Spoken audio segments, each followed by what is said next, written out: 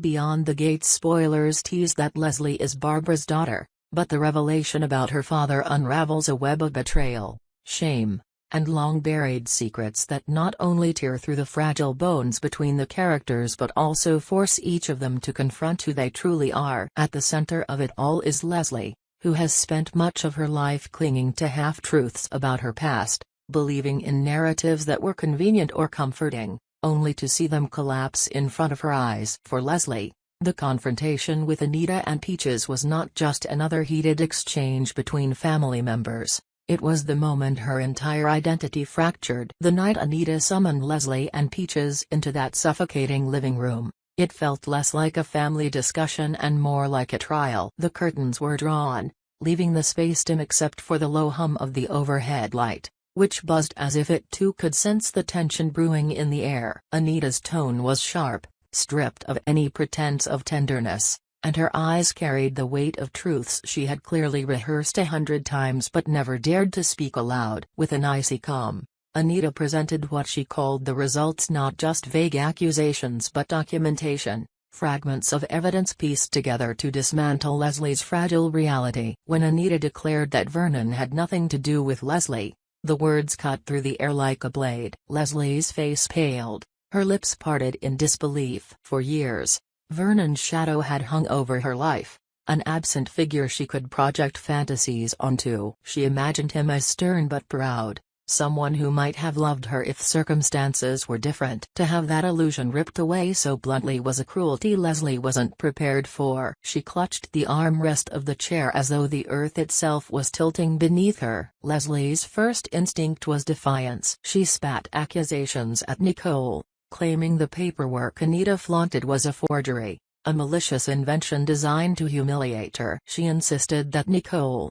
who had always harbored a subtle disdain for her, had orchestrated the fabrication to erase her place in the family. Nicole, sitting stiffly with her arms crossed, did not flinch. Her silence was more cutting than any words, as if she believed Leslie's rage was nothing more than the tantrum of someone too cowardly to face the truth. But Anita had not finished. Her voice grew colder, heavier.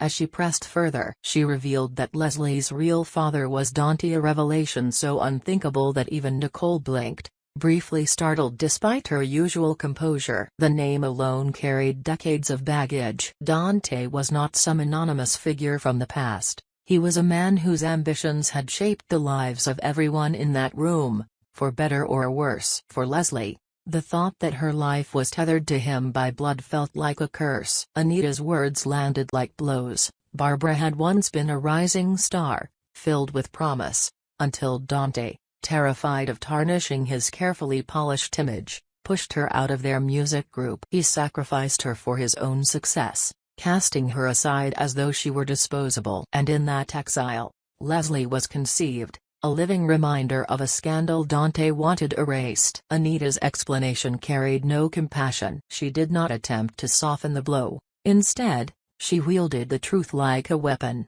ensuring Leslie understood not only her origin but the disgrace attached to it. Leslie screamed, her voice raw, her chest heaving. She refused to believe it. The idea that her mother, Barbara, had been discarded like refuse, her career snuffed out for the vanity of a man, was unbearable. Worse still, that man was her father. In her anguish, she lashed out at Anita, accusing her of fabricating the story to destroy what little stability Leslie still clung to. But Anita did not waver. She explained with chilling finality that the small inheritance Leslie received was not charity born of love but pity. Anita had allowed her that fraction only because she felt sorry for her, not because Leslie was truly entitled to Barbara's legacy. The money Leslie thought tied her to Barbara's success was not connected to Barbara's music at all, since Barbara never reaped the rewards of her art. The royalties, Anita clarified, belonged to a history rewritten by Dante's betrayal, long before any record was pressed. The room seemed to shrink around Leslie. Her cries echoed off the walls, desperation turning into something almost animalistic. Her hands trembled, her breath hitched, and for the first time she felt as though she had no place in the world, no ground beneath her feet. Even Peaches, usually a source of comfort, sat silently in confusion. When Nicole produced medical papers documenting Peaches's memory loss, it twisted the knife further. If Peaches could not clearly remember the past, then even her support was shaky, uncertain, unreliable. It left Leslie utterly isolated. That revelation shifted the dynamic in subtle but devastating ways. Nicole's act of presenting Peaches's medical documents was not just a clinical detail, it was a declaration of control. By laying bare Peaches's vulnerability, Nicole positioned herself as the gatekeeper of truth, the one who determined whose memories counted and whose didn't. It was a cruel move, stripping Leslie of even the fragile reassurance that someone in that room might stand by her. The weight of Dandy's name hung like smoke in the room. Though he was absent physically, his presence filled the silence between every word. To Leslie, he was now both a phantom and a tyrant, a man she had never known but who had shaped her life in the most destructive way possible. She remembered fragments of stories Barbara had once told, moments that now seemed tainted with new meaning. Barbara's silences, her sudden bursts of sorrow, her tendency to drink when old songs played. Leslie had always interpreted them as the wounds of lost love or missed opportunities. Now, with Anita's confession, those silences screamed of betrayal, of dreams crushed beneath Dante's vanity. What haunted Leslie most was the thought that she was born of abandonment. She was the child of a mother discarded and a father ashamed of her existence. She was not the heir to some romantic tragedy but the living embodiment of Dante's selfishness and Barbara's suffering. The knowledge hollowed her out, leaving her screaming in rage one moment and collapsing into sobs the next. Anita watched without sympathy. Her explanation of Barbara's death carried a cold rationality. Barbara's end had nothing to do with Anita herself, she claimed. It was simply the tragic outcome of choices made long ago, choices Anita regretted only because she once stood by and let Barbara walk away from the group. Anita described her regret as guilt, not grief, an abstract burden rather than a heartfelt wound. This distinction deepened Leslie's despair, because it proved no one in that room truly mourned Barbara in the way Leslie did. Nicole's gaze never softened. She seemed almost triumphant in Leslie's unraveling, as though witnessing her breakdown confirms something Nicole had always suspected, that Leslie was fragile, unworthy, undeserving. To Nicole, every scream, every denial, was proof that Leslie was incapable of facing reality. And yet, beneath her icy demeanor, there lingered a flicker of unease, because if Anita's revelations were true, then the family itself was built on rot. The tragedy was layered. Dante had destroyed Barbara's career. Anita had stood by and done nothing to stop it. Nicole weaponized documents to strip Leslie of allies. And Peaches, once vibrant, was now caught in the fog of memory loss, unable to serve as the anchor Leslie so desperately needed. The convergence of betrayal, silence, and illness left Leslie surrounded by people who either despised her, pitied her, or could no longer fully remember the truth. In the days that followed, Leslie's torment grew. She could not eat. She wandered through rooms filled with photographs of Barbara, staring at her mother's face as if the answers were hidden there. She replayed Anita's words until they roared in her skull, each repetition cutting deeper. She thought about the inheritance, the hollow comfort it had given her, and felt bile rise in her throat. She wanted to burn the money, to destroy it, to rid herself of the charity Anita had so smugly allowed her. But another part of her clung to it, not because of the wealth it represented but because it was the last tangible link to Barbara. Even if Anita claimed it was not truly Barbara's, Leslie could not let it go. Her anger turned toward Dante, the father she never knew but now hated with a purity that surprised even herself. She imagined confronting him, screaming in his face, demanding to know how he could have abandoned Barbara and denied Leslie's existence. She fantasized about tearing apart his perfect reputation, about dragging his name through the mud until everyone saw him as she now did, a coward, a fraud, a man who built his empire on cruelty. But those were only fantasies. Dante remained a looming shadow, inaccessible, untouchable, the kind of man who lived behind layers of protection. As for Anita, Leslie's hatred burned just as fiercely. It was not enough that Anita had known the truth, it was that she had chosen to reveal it with such venom, not as an act of compassion but as a performance of dominance. Anita had made herself judge, jury, and executioner of Leslie's sense of self. Leslie wondered if Anita's guilt about Barbara was less about regret and more about envy. Perhaps Anita had once resented Barbara's talent, her voice, her presence in the group. Perhaps her so-called regret was simply another mask, a way to paint herself as victim while she dismantled Barbara's legacy piece by piece. Every interaction became poisoned by suspicion. When Nicole spoke, Leslie heard malice. When Anita sighed, she heard manipulation. When Peaches smiled absent-mindedly, she wondered if it was memory loss or deliberate avoidance. The world closed in on her, leaving her in a constant state of paranoia. And yet, beneath the rage, there was a seed of determination. Leslie could not undo what she had learned, but she could decide how to live with it. Her screams gave way to silence, her tears to resolve. If she was indeed Dante's daughter, then she would not be defined by his cruelty. If Barbara had been destroyed by betrayal, then Leslie would not let herself be destroyed in the same way. But resolve is not the same as peace, and the path forward promised to be steeped in conflict. The truth had been revealed, but it was only the beginning of a far darker journey. The days after the confrontation settled into a heavy silence, though nothing about that silence was peaceful. Leslie drifted through it like a ghost, the revelation gnawing at her with every passing hour. Yet what festered most was not only the knowledge of who her father was but the brutal certainty that those around her carried their own hidden motives. Anita's coldness, Nicole's manipulations, and Peaches's frailty formed a prison of mistrust that left Leslie no room to breathe. Anita seemed almost relieved after her confession, as if finally unburdening herself of secrets she had carried too long. But in that relief was something far more sinister, a sense of control. She treated Leslie as though the truth was a leash, one she could tighten at will. Anita's words became sharper, her tone more commanding, as if Leslie's breakdown had validated her position as the one who dictated reality. She carried herself like a matriarch whose power had been confirmed, and the others were expected to obey without question. Nicole, however, was not content to play a supporting role. The unveiling of Peaches's medical condition was only her opening move, and she grew bolder in her maneuvering. Where Anita dominated with authority, Nicole thrived in shadows. She whispered at the edges of conversations, dropped suggestions like poisoned seeds, and smiled thinly as tension grew between Leslie and Anita. Nicole understood the fragility of trust and wielded it like a weapon. For her, Peaches's memory loss was not simply a diagnosis but an opportunity to rewrite the past to her advantage. If Peaches could no longer remember, then Nicole could craft the narrative in ways that best suited her,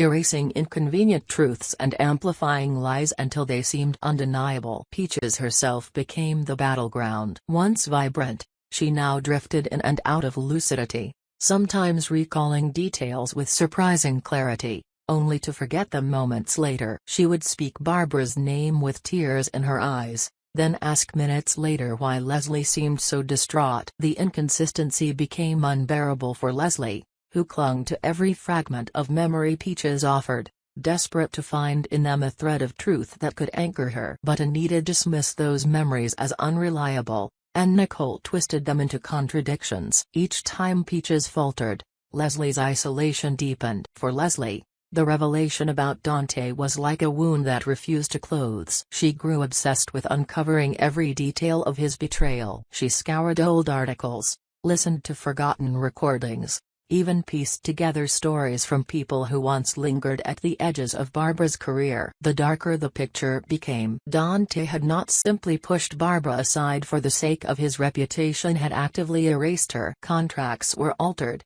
credits reassigned, stories spun to paint her as unstable and unworthy. It became clear that Barbara had not been forgotten by accident but buried deliberately, her contributions stolen and her presence erased. To know that her father was the architect of that destruction filled Leslie with a rage so consuming it bordered on obsession. Anita tried to temper her fury with what she called facts, repeating again and again that Barbara's downfall was inevitable, that Dandy's decision was cruel but practical. To Anita, it was not betrayal but business. Yet every time she spoke, Leslie heard only justification for cowardice. She began to wonder if Anita's guilt was less about losing Barbara and more about complicity. Anita had not stood against Dante. She had not fought for Barbara's place in the group. She had simply watched, silently agreeing as Barbara was discarded. Nicole, seeing this rift widen, seized her chance. She began to hint that Anita's regret was nothing more than performance, that her supposed pity for Leslie was in fact contempt disguised as charity. Nicole painted Anita as a manipulator who used guilt as a shield while ensuring she remained in control of both the family and the narrative. These whispers took root in Leslie's mind, feeding her suspicion until she could no longer tell whether Anita's words carried any sincerity at all. Meanwhile, Peaches became increasingly erratic. Her memory loss grew worse, yet in her scattered recollections there were flashes of truths the others wished had stayed hidden. One evening, she spoke suddenly of Barbara's final days, her voice trembling as if recalling something long suppressed. She mentioned Dante's name not with anger but with fear, as though Barbara's last encounters with him had been marked by threats, not just abandonment. The room went still, Anita's face tightening, Nicole's lips pursing as if to silence her. But Peaches slipped back into confusion before she could finish, leaving Leslie desperate for more. This fragment planted a seed of dread in Leslie. If Dante had gone beyond betrayal, if he had threatened or harmed Barbara directly, then Anita's insistence that her death was unrelated would crumble. The idea that Barbara's end was not simply the result of despair but perhaps of something darker gnawed at Leslie's mind. She began to question every timeline, every story, every explanation she had ever been given. Anita, sensing her authority slipping, grew harsher. She demanded Leslie stop digging into the past, framing it as self-destruction. She claimed Barbara would not want her daughter consumed by hatred, that obsessing over Dante's sins would not change the present. But her pleas sounded less like concern and more like desperation to silence her. Anita's insistence that Barbara's death was not connected to her choices became a refrain so rehearsed it seemed almost forced, as though she feared the truth might surface if she stopped repeating it. Nicole fanned the flames of doubt. She suggested that Anita knew more about Barbara's death than she admitted, that her guilt was not merely regret but knowledge she dared not confess. Nicole thrived on this tension, pushing Leslie further into suspicion while keeping herself at a safe distance, always the observer, always the one who claimed to know more than she revealed. Leslie, torn between fury and despair, began to unravel. Nights were sleepless, haunted by visions of Barbara standing in the shadows, her face a blur of sorrow and warning. Dreams bled into waking hours, and Leslie often found herself staring at walls, hearing echoes of songs her mother once sang. The music that had once comforted her became unbearable, each note a reminder of what was stolen, each lyric an accusation of silence. Her growing obsession isolated her further. She stopped answering Nicole's calls, avoided Anita's sharp lectures, and even withdrew from Peaches, whose fading mind could no longer provide the clarity she sought. Yet even in isolation, she could not escape. Every corner of her life was marked by Barbara's absence and Dante's shadow. It was Nicole who eventually broke the silence,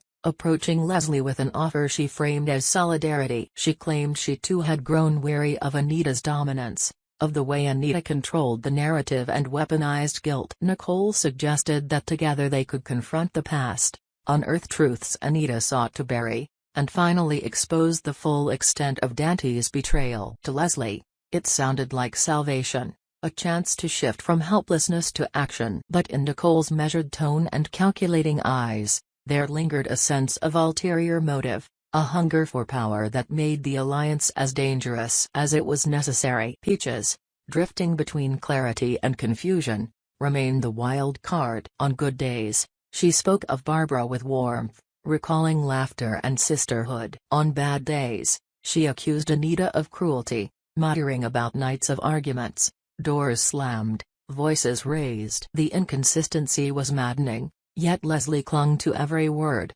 hoping one day the fragments would align into something whole. Anita dismissed them all as the ramblings of a failing mind, while Nicole carefully noted which memories could be used to sharpen the blade she was quietly forging. As tensions escalated, The air between them grew suffocating. Anita's authority cracked, Nicole's manipulation sharpened, Peaches drifted further into instability, and Leslie stood at the center, burning with rage and confusion. Each revelation only opened more questions. Each answer only deepened the wounds. The truth of her father's identity had been only the first stone in a landslide, and now she was buried beneath its weight. The path forward promised confrontation. Dante's presence loomed larger than ever, his absence a silence that demanded to be filled. Whether through Anita's reluctant confessions, Nicole's twisted schemes, or Peaches's fragmented memories, the shadow he cast would soon force them all to face the unspoken. Leslie's determination hardened into something darker, a resolve that bordered on vengeance. What lay ahead was not reconciliation but reckoning, not healing but exposure. And as the fragile ties between Anita, Nicole, Peaches, and Leslie continued to fray, it became clear that the truth, once fully unearthed, would not simply wound, it would destroy. The storm that had been building among them could no longer be contained. Leslie's fury, Anita's brittle control, Nicole's manipulations, and Peaches's fragile mind collided in a crescendo that demanded resolution. The house itself seemed to tremble under the weight of secrets too long buried, the air heavy with tension so thick it choked every conversation. Leslie had reached a breaking point. She could no longer exist in half-truths or fragments of memory. She wanted clarity, even if it destroyed her. One night, unable to bear the silence, she gathered them all in the same living room where Anita had first shattered her world. The atmosphere was electric,